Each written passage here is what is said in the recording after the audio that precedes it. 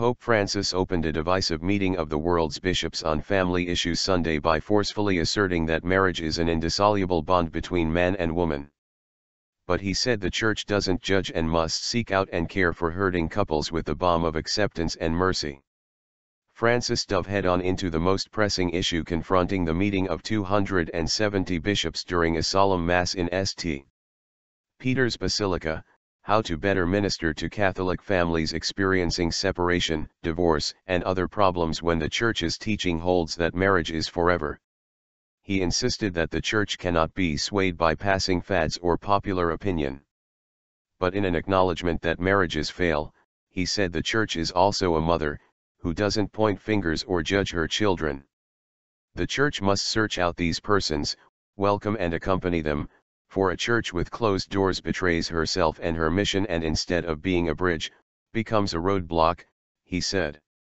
One of the major debates at the Synod is whether divorced and civilly remarried Catholics can receive communion. Questionnaire. Francis launched the Synod process 2 years ago by sending out a 39-point questionnaire to bishops, parishes, and ordinary Catholic families around the world asking about their understanding of and adherence to Church teaching on family matters.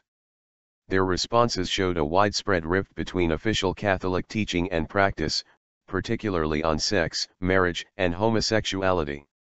A first meeting of bishops ended last October with no consensus on how to better welcome gays and divorced and civilly remarried Catholics in the Church. Conservatives insisted that Catholic doctrine is clear and unchanging. Progressives acknowledged the doctrine but sought wiggle room in pastoral practice. In the ensuing 12 months, both sides have dug in and sparks are expected to fly in round 2. In fact, few Vatican meetings have enjoyed as controversial a run-up as this one. There have been allegations of manipulation and coercion, secret caucuses to plot strategy, de facto laws passed to take the wind out of the debate. And on the eve of the Synod, a Vatican Monsignor outed himself as gay and denounced widespread homophobia in the Church. "We are happy if there is turbulence," said Cardinal Lorenzo Baldisseri, the Italian running the Synod. "We are in the sea, and so there has to be some turbulence." Cardinal George Pell, the Vatican's finance manager who is firmly in the conservative camp, predicted little more than a reaffirmation of the status quo would emerge in round 2, albeit with perhaps better explanation as to why the status quo exists. "It's quite impossible for there to be any change in the Church's teaching on communion for the divorced and remarried," Pell said on the sidelines of a conference last week about helping gays overcome their homosexual tendencies. Conservatives?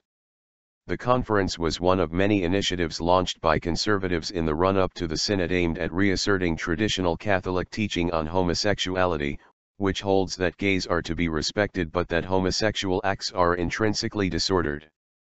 In a clear challenge to that teaching, a mid-level official in the Vatican's Orthodoxy office, Monsignor Christophe Karamsa, announced Saturday that he was a proud gay priest, with a boyfriend, called for the Synod to take up the plight of gays, and denounced homophobia throughout the Church. The Vatican summarily fired him. Gay rights activists, who were in Rome to try to influence the Synod from the sidelines, came to his defense and urged the Synod Fathers to assert that there is no place for homophobia in the Church. Former Irish President Mary McAleese, a practicing Catholic with a gay son, said she hoped that more transparency would help kill for once and all this terrible lie that everyone was born heterosexual.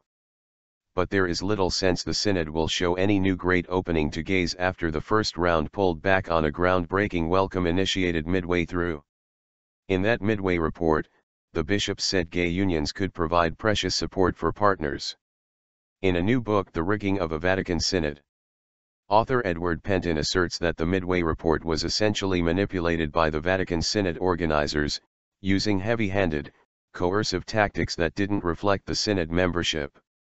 More movement may emerge on the other hot-button issue, whether divorced and civilly remarried Catholics can receive communion. Catholics who divorce and want to remarry in the Church must first obtain an annulment, a ruling from a church tribunal that their first marriage was invalid. Without the annulment, these civilly remarried Catholics are considered to be living in sin and cannot receive communion, a condition that has led generations of Catholics to feel shunned by their church. Merciful.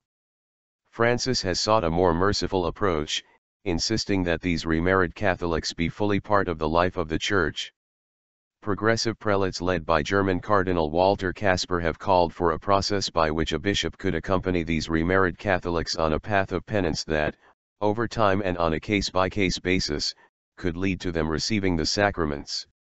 Earlier this year, a handful of progressive German, Swiss and French bishops met in secret at Rome's Pontifical Gregorian University to plot strategy ahead of the synod, allowing in only a handful of friendly progressive media in behind closed doors. In the meantime, Francis pulled the rug out from under the debate to some degree by radically reforming the annulment process to make the decrees easier to obtain. Canon lawyers and conservatives have balked at the new law, asserting that it amounts to Catholic divorce, a charge Francis has vigorously denied. Like it or not, however, the new law will make it easier for Catholics to get annulments, which may lessen the urgency of coming up with a definitive solution for the divorce/remarriage issue at the synod.